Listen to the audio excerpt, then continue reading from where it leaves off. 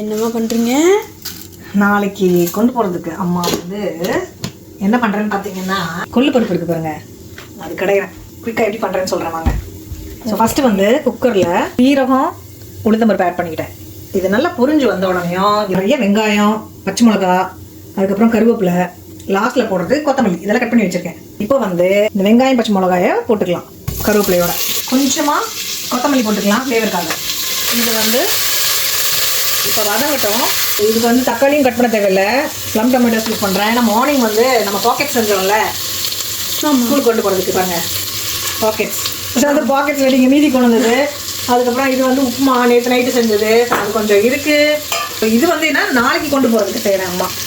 அடுத்து இங்கே பாருங்க, இன்னும் பாத்திரம்லாம் இருக்குது விளக்கணும். யார் ஹெல்ப் பண்ண போகிறீங்க? அப்புறம் இன்னைக்கு நைட்டு குக் பண்ணணும். ஓகே, இப்போ வாங்க நம்ம டிஷ்ஷுக்கு வருவோம். இது வந்து வெங்காயம் நல்லா வதங்கிறதுக்காக நம்ம என்ன பண்ணுவோம் சொல்லுங்க பார்க்கலாம். உப்பு போடணும். உப்பு போடுவோம் வெங்காயம் குயிக்காக வதங்கிறதுக்காக. போட்டாச்சா? அடுத்து என்ன பண்ணணும்? Turmeric powder. Very good, turmeric powder. இந்த குக்கிங் தெரியுது கிருஷிதா குட்டிக்கு இல்லைம்மா? அப்புறம் இன்னொன்று, நீங்கள் வந்து ஜிஓஎஃப்க்கு குக்கிங் எடுத்துருக்கீங்கல்ல? ஸோ அந்த வீடியோஸும் வரும். கிருஷிதா குக் பண்ணுறது இனிமேல் வீக்லி ஒன் குக்கிங் வரும் இனிமேல். குக் பண்ணி எடிட் பண்ணி அப்லோட் பண்ணிடுவீங்க. சொல்லுங்கள். டயர்டாயிரும். அதெல்லாம் ஒன்றும் ஆகாது, உங்களுக்கு தான் தெரியும்ல, நீங்கள் சூப்பராக எடிட் பண்ணுவீங்கல்ல. ஸோ இப்போ வந்து நம்ம மஞ்சள் தூள் போட்டாச்சா? ஆமாம். ஓகே, நெக்ஸ்ட் என்ன பண்ணணும்னு நினைக்கிறீங்க? மஞ்சள் தூள் போட்டதுக்கப்புறம் அந்த வெங்காயம் நல்லா வதங்கினதுக்கப்புறமா இந்த டொமேட்டோவை போடணும்.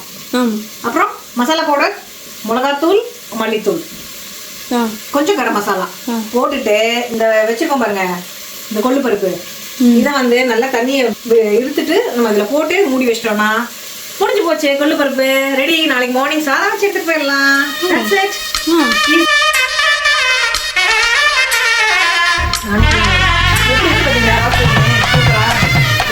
நல்லா இருக்கும். ஆனால் என்ன கொஞ்ச நேரத்தில் பாருங்க எப்படி நிறையுதுன்ட்டு. உங்கள் வீட்லேயும் அப்படி தானே? ஓகே, இப்போ வாங்க நம்ம வந்து கொள்ளு பருப்பு எப்படி வந்திருக்குன்னு பார்க்கலாம். இங்கே பார்த்தீங்களா எப்படி வந்திருக்குன்ட்டு.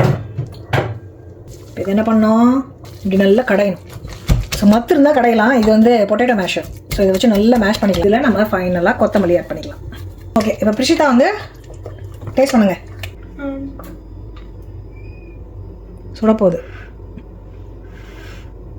ரொம்ப சுடு.